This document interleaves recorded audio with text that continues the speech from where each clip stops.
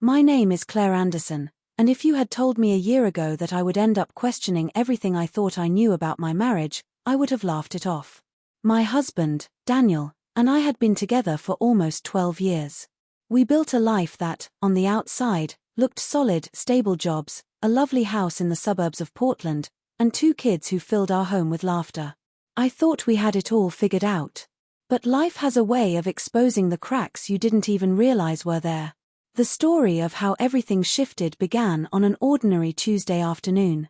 I had left work a little early because Daniel's accountant, Michael Carter, had arranged to meet me at our house. He needed to go over some tax documents Daniel had misplaced, and since Daniel was tied up in meetings all day, I agreed to meet with him instead. When I first opened the door, Michael greeted me with a polite smile. He was a tall man in his early 40s, with sandy blonde hair that had started to grey at the edges. I'd met him a few times before at Daniel's office, but never for long enough to form much of an opinion.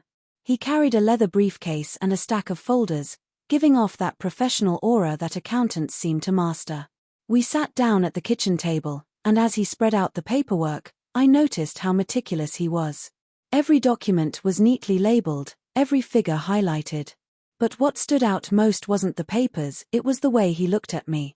Not inappropriately, but with a kind of quiet curiosity, as if he was reading more than just numbers. At first, our conversation stayed strictly about taxes and forms.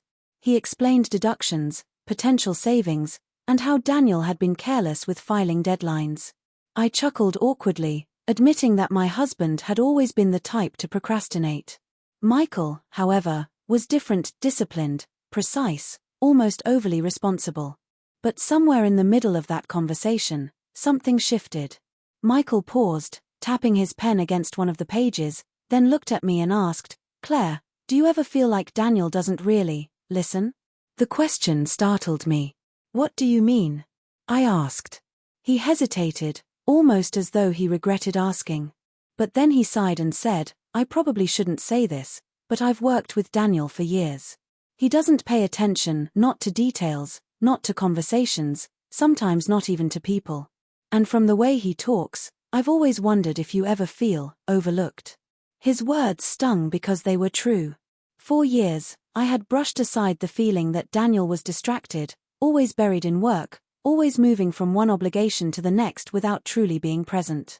I had convinced myself it was normal, that all marriages had phases like this. But to hear it from someone outside our relationship, it hurt in a way I wasn't prepared for. I tried to laugh it off. "Marriage isn't easy," I said softly. "We make it work." Michael studied me for a moment, his expression gentle. "You deserve more than just making it work, Claire." That night, after he left, I couldn't stop thinking about what he said. His words played in my mind as I cleaned up the kitchen, as I tucked my kids into bed, even as Daniel came home late and barely asked about my day. Over the next few weeks, Michael came by a few more times to finalize the paperwork. Each visit felt less like business and more like conversations I didn't realize I needed. He asked about my passions, about what made me happy, about dreams I had before life got busy.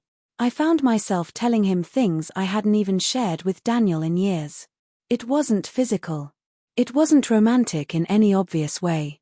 But it was something deeper, connection. And connection, I realized, can be even more dangerous than attraction. One evening, after Michael had left, Daniel finally noticed something was different. He asked why I seemed distant, why I wasn't laughing at his jokes the way I used to. For the first time in our marriage, I told him the truth. "Because I don't feel seen, Daniel. You don't really look at me anymore." The argument that followed was raw, filled with years of unspoken frustrations. But it was also the beginning of something new: honesty.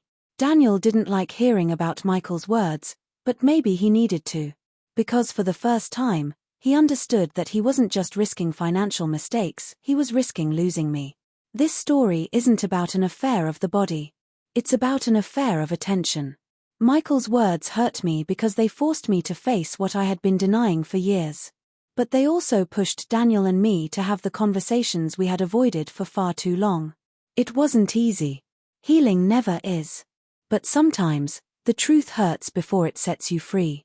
And that's how an accountant, someone I barely knew, ended up changing the entire course of my marriage.